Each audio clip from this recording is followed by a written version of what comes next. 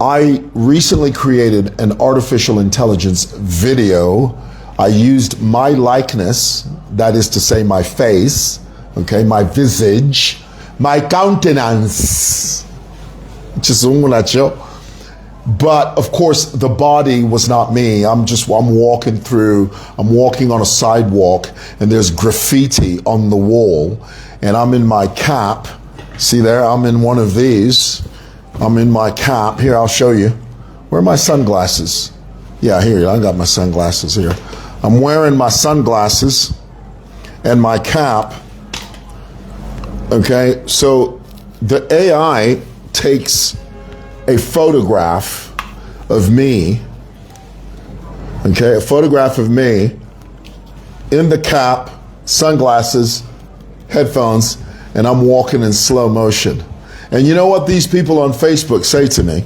They say, see, they look at me and they see my belly and they say, how come the AI doesn't have a belly? And, I'm walking, and to the backdrop of Warren G's regulators, I love that video because it's AI generated. All right, let's take this stuff off, for goodness sake. Can we be serious for once? Can we do that? See, now I'm gonna comb my hair. Do you know I squint when, sorry, I have to comb my hair only because my hat sort of messes up my hair. What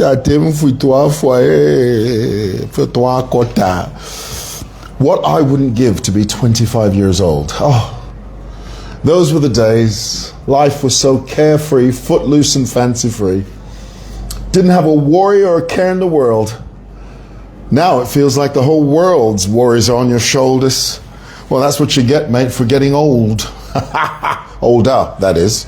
I'm not old, I'm just older. There's a difference. Let's be clear. All right, guys, let's break it down. Tell me in the comments if this broadcast is clear. Let me just suss it out here for a moment. Are you on here? Are you guys on here? Tell me if you're on here. That's a little Ebonics there for you. You guys know what Ebonics is? Ebonics is African American lingo. That's how, or in Zambia, I'm a black American. Okay, that's what we call Ebonics. The way black Americans speak, that's called Ebonics. It comes from the word ebony. It's a derivative, actually, of the word ebony. Come in. I should put a sign there that says I'm live. No, I said it was fine. Yes. Did I not say I gave him 500 kwacha. My bill was 420. When he came in here, this is the restaurant downstairs, I bought some food. I gave him 500. Did I or did I not tell him it's okay, he can keep the change? Did I not say that? Maybe I'm overreacting, tell me. I seem to remember very clearly saying to him, it's fine, you can keep the change. And on top of that, when he first walked in, I did signal to him that I was live. Didn't I say that? I say I'm live. I give him the money. I say, keep the change. He comes back, knocks on my door again, and then says to me, oh, I brought your change. Why, you ought to knock you one. Alrighty, just relax, it's fine. There's no Jack the Ripper in the room, okay? It's not a catastrophe. It's not the end of the world. It's just an inconvenience, for goodness sake, and I can't stand it. Drives me up the proverbial wall. Okay, that's all I'm gonna say about it. I'm not gonna say a word more about it. But he knew better. I told him, goodness, what am I gonna do? Use sign language the next time? What, I'm gonna walk around with the big sign on my head that says, keep the change, it's okay, don't knock on my... I'm overreacting, and I shouldn't do that. I told myself I wouldn't do any of this, okay? And here I am doing it. Tell me I need therapy. Tell me I need to see somebody. Tell me I need to sit on somebody's couch for 4.5 hours. Okay, enough of that. Guys, let's talk about it. Oh, by the way, did you guys hear that the education bill has gone to Parliament? You know, Hakainde Hichilema's emphasis on free education. Well, now it's gone to Parliament. Now, what the proposition is that every Zambian should have access to free education if they are attending a government facility, a government institution. Now, I'm not sure if it's sort of primary, secondary school education, as well as university level education. Somebody please educate me in the comments if that's what it is. But I think having an educated population is a very good thing. And I think that this piece of legislation is being steered, okay, it's being steered in the right direction. Tell me what you think of that. I believe it is. Guys, let's talk about the Zambian police. I have a bone to pick with the Zambian police. You know, the Zambia Police released a statement where they said during this Easter period, we've just gone through Easter, 4 days. And incidentally, can I just mention, as we head towards a 24-hour economy, do you know that it just baffles me that when we have a long holiday like the one we just had, 4 days of reveling, partying, party after 4 days, do you know that during that period, very few businesses and shops were open? Of course, here in the CBD, Simoson, City Market, Simon Lane Market, Lumumba Road, we dance to a different beat. We don't mess around. Over here, this area, there's no such thing as holidays here. East Park, you know, those bougie places, you know, those upper nose, you know, corridors of power and echelons of etiquette. You're the guys that have all those holidays and you close shops, and it is absolutely ridiculous. How do you have a 4-day holiday and shops are closed? But when you come to Simoson, come to City Market, come to Simon Mwewalen, dare I say, come to Lumumba Road, honey, we are teeming with economic activity. You know why? Because we hustle. We hustle until the wheels fall off. We hustle until they have to resuscitate us. Clear, boom, that is us. You guys need to take a leaf from us. And as the more we talk about a 24-hour economy, the more we need to get used to the idea that we don't always have to lock and close our shops. Do it in shifts. If you are a business and all you're doing is rushing to close your shop or your business every chance you hear holiday, you're not going to make any money. You're not going to get ahead like that. You're not going to be rich like that. You're not. You're just going to be mediocre. Okay, you're going to be floating in economic purgatory. You won't even know your left from your right, because all you're doing is rushing to close your shops every single time you hear someone utter the word public holiday. Not over here, honey. We don't mess around. Badamayo City Market, Bala Bomba 6 to 6, 7 days a week. Tabangasha, they don't play when it comes to Muzulu. Chapa, it's all about the boudang. It's all about the boudang. Boudang is slang for money. Okay. It can also mean food. There's a type of dish in Louisiana. They're called boudang balls. Okay, it's like a meatball, and it's prepared. Those are called boudang balls. But boudang can also mean money. Okay, alrighty. The police, Zambia Police, just released a statement. They said that over the Easter period there were 386 accidents and 30 deaths. Now, while they highlighted a lot of details, a lot of statistical details around the incidences that took place during the Easter break. For instance, they talked about how the police service made more than 840,000 kwacha in fines. Okay, 840,000 kwacha in fines that they made during the Easter period. You know, they would charge people for reckless driving, this, that, and the other. But this is what I have a problem with.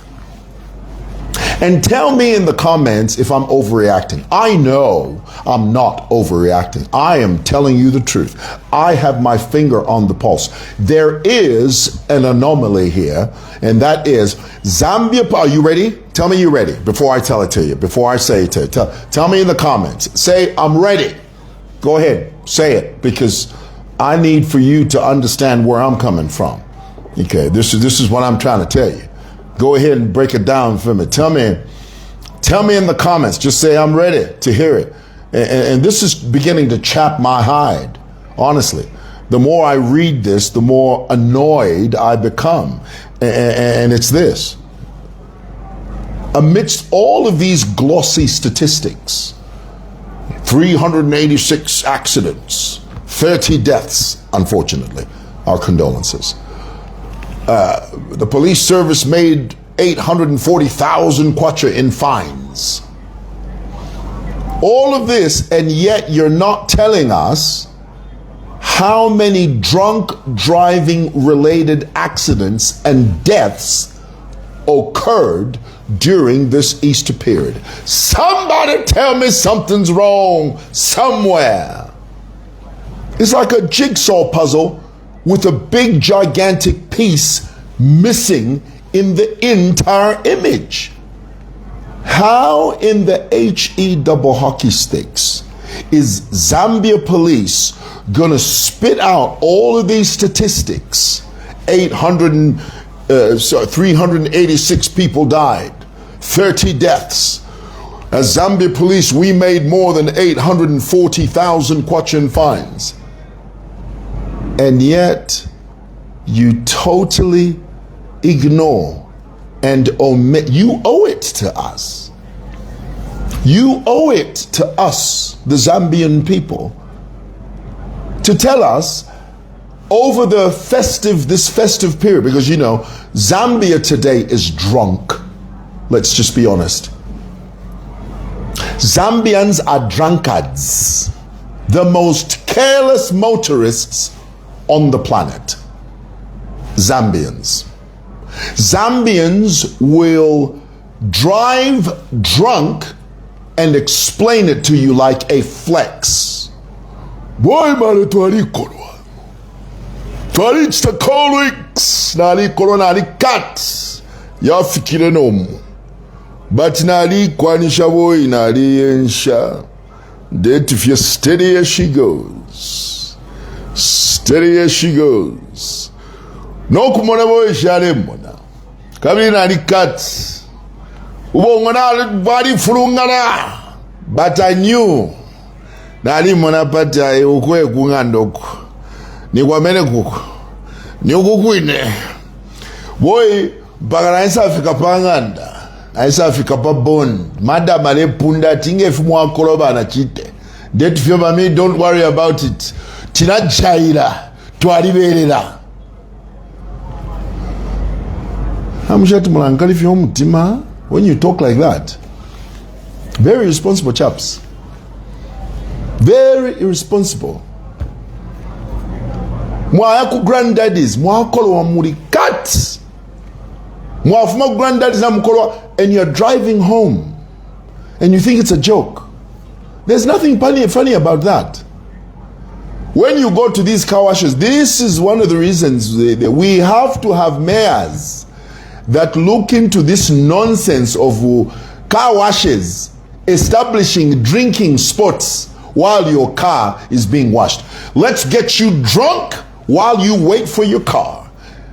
And the more you get drunk, the faster it is for us to give you your keys so that you can drive home drunk. The issue I have with the Zambia Police is that they have deliberately eliminated, no, that's not the word, omitted, there you go. The Zambia police have deliberately omitted this very vital piece of data. We need to know this data. Zambia police, don't speak to us like we are children, and don't speak to us in general terms. Be specific. There were 386 accidents.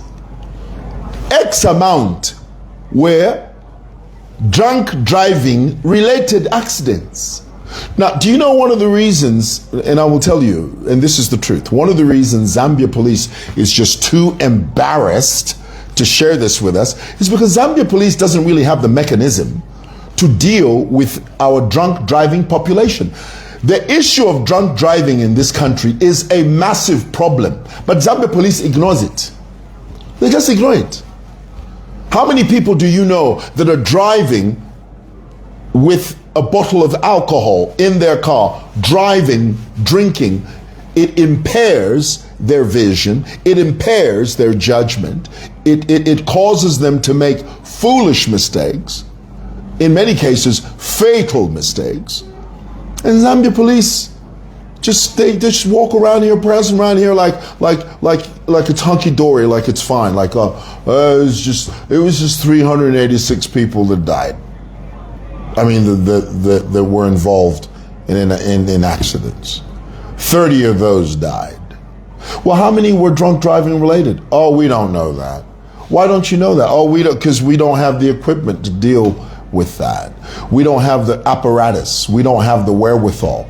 Dare I say, we don't even have the dexterity to decipher whether or not someone's drunk. Then something's wrong somewhere. It must be dealt with. It must be dealt with. Come on, man. This is 2026. This is not 1924. 2026, Zambia Police should have the mechanism. They should have the wherewithal. They should have the dexterity, the ability to test people whether or not they're drunk and define them accordingly if they are found wanting. It's nonsense, I tell you. How many young people are dying on the street? Well, we know this past Easter, 386 people were involved in accidents. 30 people died this past Easter. I guarantee you the vast majority of that number is drunk driving related. I guarantee it. Knowing the way Zambians are, but Zambians never chakolwa. Zambia today is drunk. And nobody seems to think it's a problem. It's a huge problem. Okay. Thought I'd share that with you. Lastly, Miles. You know, Miles just rubs me the wrong way. I'm talking about Miles Sampa. He's the current member of parliament for Matero. He once served as mayor of this city. He somehow assembled some type of pseudo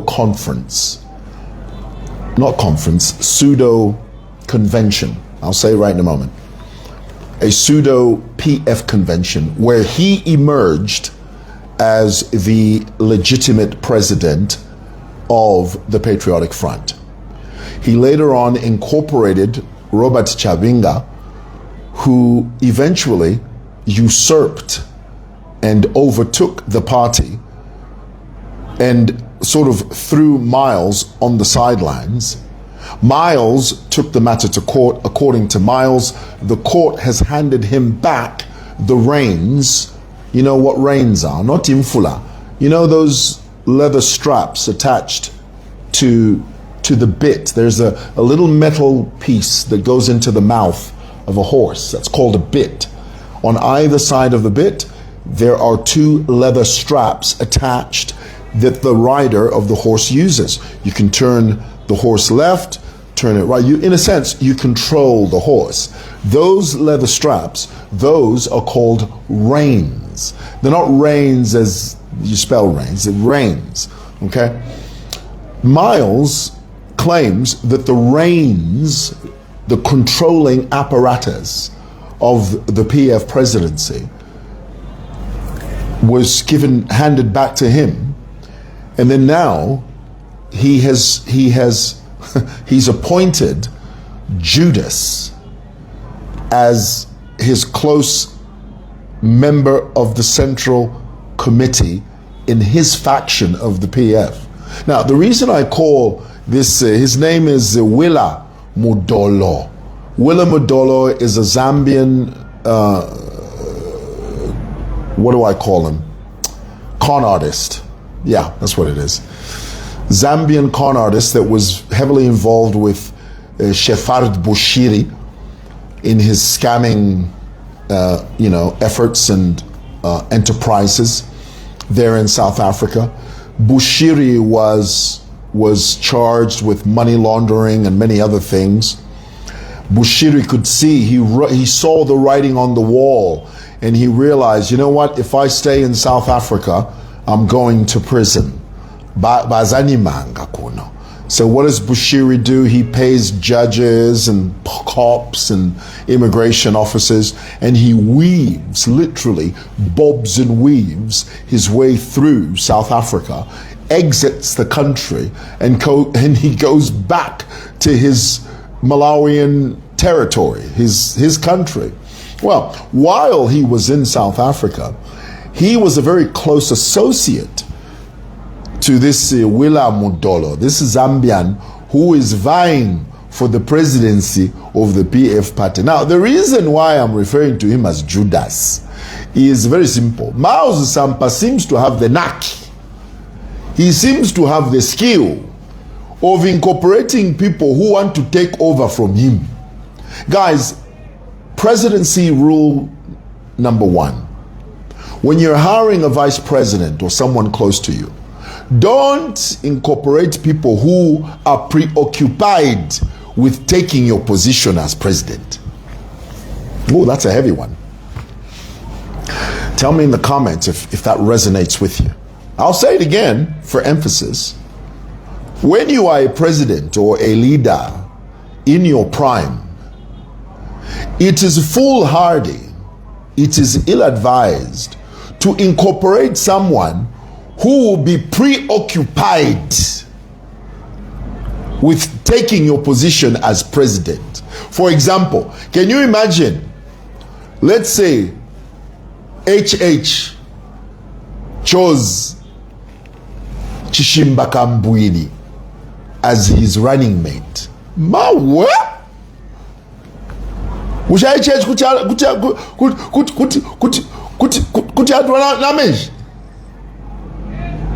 Because Chishimba Kambwini would be preoccupied with trying to take over, even in some case, put a line through HH's name so that Kambwini can be there. There are certain people you can't put in certain positions. Why? Because they'll be too focused, too preoccupied with removing you so that they can be there. So when I heard that Miles had appointed this Willa Mudolo as the member of the Central Committee, I thought to myself, Miles, have you lost your cotton picking mind? Why would you do that? You seem to have a knack for bringing people close to you that eventually take away your position. Have we not learned anything?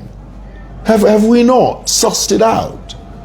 Have we not seen the writing on the wall? Must we be taught over and over and over? Guys, learn the lesson. Don't repeat the lesson. Miles has been down this road before. His incorporation of Willa Mudolo as a member of the Central Committee is total nonsense. And it is total rubbish, and it is just a quagmire. That Willa Mudolo is just going to be preoccupied with unseating Miles in that pseudo PF faction of his. So in my view, Miles has appointed Judas. Skull that scare him. Mwajua scare him. They're bad news. Bad news. Anyway, I have a meeting. I have a lunch meeting. I have to go. I have to drive, get in my car, drive off. Oh my goodness. Drive through this traffic. It gives me a headache, honestly. You know, I wish we could teletransport. Do you know what that is, to teletransport? Did you ever see the film Star Trek? Do you remember how the Captain Kirk and his crew would stand on this circle thing, and then they would sort of disintegrate, disappear, and then reappear somewhere else? People can't make that? Because I'll tell you now, we need that. We need that more than ever before. We need to sort of cut out this middle activity of standing up, walking into a car, and then driving off. What a mess. Why can't we just teletransport? I could just literally stand here. Here, I'll show you. If I could just stand here, stand on the circle.